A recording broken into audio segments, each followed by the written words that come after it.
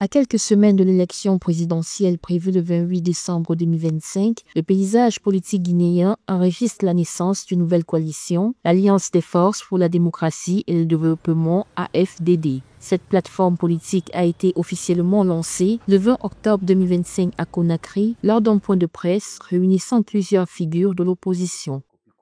Alors, la création de l'Alliance des forces pour la démocratie et le développement est liée, de mon point de vue, à une manière d'unir leurs forces, de construire des dynamiques électorales. Quand on sait qu'ils sont pour la plupart des jeunes politiques, il y en a qui sont arrivés cette année dans la sphère politique. C'est le cas de l'ancien journaliste Mamadou Diallo qui a mis en place le mouvement des patriotes libéraux.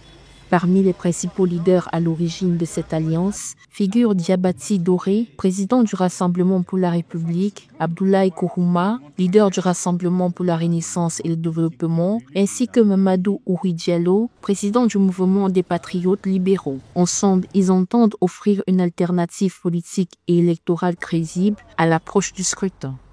Cela est tactiquement ou stratégiquement important quand on sait que les conditions d'éligibilité sont un tout petit peu compliquées, donc plutôt conçu des dynamiques pour pouvoir être fort.